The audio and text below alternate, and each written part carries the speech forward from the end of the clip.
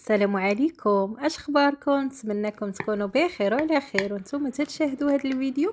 والاقتراح ديال اليوم غنعطيكم اسهل طورطه ممكن لكم تجربوها للمناسبات، الحفلات، الطقم اقتصاديه، وغير بحبه وحده ديال البيض غتوجدوا جينواز تيجي مرتفع وهشيش. ولو تكون اول تجربه غتصدق لكم 100%. هنا كل ما احتاجيت حبه وحده ديال البيض، رشيشه ديال الملح باش نهرسوا بها الحلاوه، وكاس ديال سكر سنيده، ومعلقه صغيره ديال نكهه البندق. الا ما كانتش عوضوا غير بالفاني ولا بشي نكهه تتعجبكم. هنا غطربت ديك البيضه مزيان مزيان حتى تبدل فيها اللون على هذا الشكل. المهم حاولت نطلعها، زدت هنا نص كاس ديال الزيت وعاودت تخلط. المهم هنا اي حاجه تنزيدها غادي نحاول نخلطها مزيان. الا بغيتو تستعملوا الخلاط الكهربائي فبامكانكم تستعملوه. زدت هنا نص كاس ديال الحليب، وبالنسبه للحليب من الاحسن دفيه واحد شويه، عاد زيدوه ما يكونش سخون بزاف باش ما يطيبش البيض، وفي نفس الوقت ما يكونش بارد، يعني غير دافي وصافي. موراها درت معلقه ونص ديال الكاكاو المر. من الاحسن تستعملوا شي نوعيه اللي تكون زوينه باش هكا المذاق ديال داك الكيك او الجينواز يجيكم زوين وطري. صافي هنا خلطت كل شيء مزيان. درت كاول دفعه في الطحين كاس.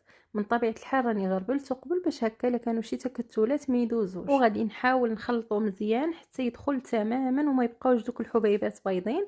موراها زدت هنا 15 غرام ديال الخميره ديال الحلوى، وزدت الكاس الثاني ديال الطحين اللي بالعبار ديال الكاس ديال العنبه. كيف شفتوا راه الكاس تيكون ممسوح. صافي وعاودت تخلط مزيان. المهم حتى ندخل ديك الكميه ديال الطحين كلها. هنا واخا يبان لكم الخليط على هذا الشكل هذا قليل، راه تتجي واحد الكيكه ديالته زوينه. موراها زدت عليهم واحد المعلقه ديال الخل اللي تتعطي واحد الطراوه واحد التفشفيشه لهذا الكيك هذا، تيخليه خفيف ومقطن. المهم القوام ديال هذا الكيك ها كيفاش خاصو يكون، ما خاصوش يكون ثقل من هذا الشكل هذا. صافي هنا بالنسبه للقالب اللي استعملت، فرشت ليه في القاع ورق الزبده، وفي الجناب دهنته بشويه ديال الزبده. فيه 22 سنتيم، ضربته هكا شويه على سطح العمل باش يخرجوا منه داك الفقاعات، ودوزت هكا واحد الكيردون باش هكا ما تيتنفخش ويتفرقع. صافي عاودت ضربته واحد شويه وغادي ندخلو يطيب على 180 درجه. شعلت عليه غير في التحت طاب، موراها شعلت عليه في الوجه تحمر واحد شويه وعاد خرجته. المهم ما تفوتوش فيه الطياب باش هكا ما يجيش ناشف. طيبوه بالطريقه العاديه باش تطيبوا الكيك ديالكم. المهم هنا بالنسبه للكريمه استعملت فيها كاس ديال الحليب اللي كان مجمد قبل، زدت عليه واحد ساشي ديال الكريم شونتيي وجوج المعالق ديال سكر الفاني. صافي وغادي نطلع ديك الكريمه هكا. الحليب فاش يكون مجمد راه دغيا تساعدكم هذيك الكريمه وتطلع وما تجيش فاشله نهائيا. موراها فاش طلعت شويه زدت عليها معلقه واحده عامره مزيان ديال جبنه الماسكربون. الا ما كانش تقدروا تعوضوا باللي بغيتوا باي جبنه تعجبكم، عوضوا بها. الا ما كانش كاع الجبنه تقدروا ما ديروهاش. صافي غادي نزيد هنا حساب هكاك 2 حتى 3 ديال المعالق ديال شوكولاته الدهن او لا الكراميل اللي كان تستعملوه، راه في جميع الحالات بجوج بهم تيجيو زوينين في المذاق. صافي هنا عاود طلعت مزيان حتى طلعت ديك الكريمه. شوفوا معايا كيفاش تجي، طلعوهاش اكثر من هذا القياس باش تجيكم سهله في التغليف وما تعذبكمش، ماشي حتى تولي هكا تقطع. بالنسبه لذاك الكيك بعد ما طاب شوفوا معايا كيفاش تيجي، راه تيتنفخ تيرتفع، تيجي واحد الكيك اللي خفيف خفيف ومقطن كانه جينواز. المهم هكا باش نتاكد انه طاب تندخل فيه واحد الكيردون حتى هكا تيطلع ناشف. صافي تنعرفوا باللي راه طاب. صافي هنا خرجته كيف قلت لكم ما تفوتوش فيه الطياب باش ما ينشفش. هنا غادي نديمو ليه، راه تيديمو له بكل سهوله. شوفوا معايا كيفاش يجي. صافي غادي نحيد ليه داك القاع ديال المول ونحيد ليه داك ورق الزبده وتيجي على هذا الشكل هذا مباشره. هنا تقطعته، ما تسنيتش عليه حتى برد نهائيا. هانتوما غتشوفوا الفار ديالو مازال طالع. صافي استعملت انا هذا المنشار هذا الخاص بالتقطاع. الا ما كانش قطعوا غير بالخيط ولا بشي موس يكون عنده سنان باش هكا يسهل عليكم التقطاع. المهم هاد الكيك هذا قطعته على 3 ديال الطبقات، بما انني بغيت الطورطه يكونوا فيها 3 ديال الطبقات. شوفوا كيف قلت لكم كيفاش يجي في الداخل، راه تيجي رطب وهشيش وخفيف، راه تيذوب ذوبان، يعني ما تفرقوش بيناته وبين الجينواز. هنا غادي ندوز نمونطيه. درت الطبقه الاولى اللي هي كانت في الوجه، هي اللي درت لتحت، وسقيت هنا بالحليب. المهم تنحاول هكا نشربو مزيان مزيان. سقيوه بالسقوه اللي بغيتو، الا مبغيتوش ديروا الحليب تقدروا ديروا غير الماء والسكر، طبخوهم مزيان وتسقيو بهم. صافي درت الكيكه اول طبقه، ثاني طبقه درت ديك الكريمه اللي وجدت معاكم، موراها عاود درت هنايا الطبقه ديال الكيك، وغادي نعاود نسقي تاني مزيان حتى تشرب ليا ديك الطبقه. في هذه المرحله الا بغيتو تعمروا من الداخل بشي طبقه مقرمشه اولا بالمكسرات بالكراميل بشوكولاته الدهن، اي حاجه تعجبكم تقدروا تزيدوها. انا فضلت نديرها هكا في الداخل عاديه حتى نزينها في الوجه بشي حاجه هكا تكون مقرمشه، وتيبقى لكم الاختيار تفننوا كيف بغيتوا.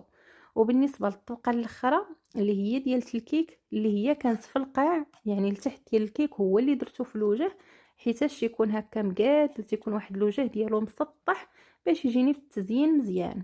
صافي هنا دهنت عليه شويه ديال الكريمه، وغادي نحاول هكا نحيد داك الاطار باش نكمل ليها التغلاف بنفس الكريمه.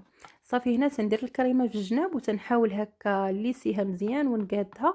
المهم راه تتقاد بكل سهوله، داكشي علاش قلت لكم من الاحسن ما خاصش الكريمه تطلع اكثر من هذا القياس هذا وتجيكم هكا بحال شي زبده.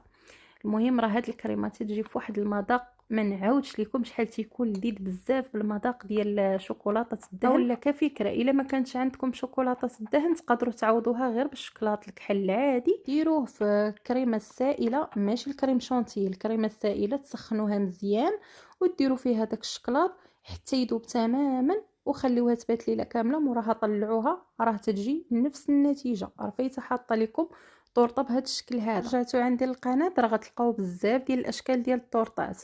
هنا فاش كملت ليها التغلاف صافي درتها في الثلاجه تبرد على ما صايبت ليها الكلاصاج ديال اللوجين. احتاجيت فيه 100 غرام ديال الشوكولاط اللي نسبه الكاكاو ديالو 52%. صافي هنا قطعته في هاد الزليفه وزدت عليه الحليب اللي سخون. صافي وغادي نحاول هكا ندوبو حتى الا ما دابش لكم بهذا الشكل هذا ديروه في حمام ماء يذوب، موراها تزيدوا ليه شويه ديال الحليب. صافي هنا بقيت تنخلط ونزيد في الحليب حتى دخلت الكميه الكافيه حتى تحصلت على هاد الكريمه هذه ديال الشوكولاط بهذا الشكل هذا.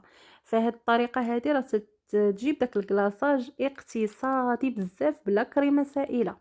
صافي هنا غادي نديرو في الوجه ديال الطورطه بهذا الشكل هذا، غادي نحاول نسرحو في الوجه.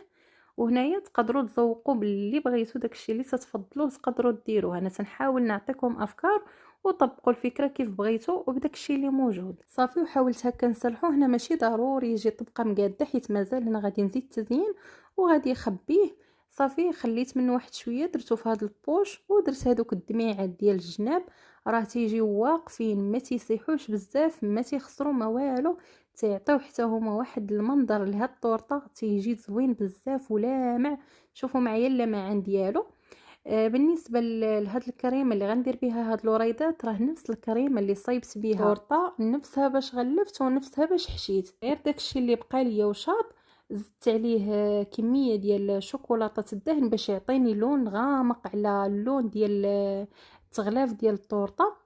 صافي وعاد زينت به. المهم راه غيبان لكم الفرق اللون ديال الوريدات واللون ديال الطورطه. صافي ودرت عليها هكا كلها، درت فيها هذوك الوريدات حاولت هكا نديرهم شويه عاليين، موراها غندير لهم هالحبات ديال الشوكولاط اللي كل وحده الوسط ديالها حبه ديال البندق، درتهم هكا في كل راس ديال دوك الوريدات حتى هما الصراحه تيعطيو واحد المنظر اللي زوين زوين.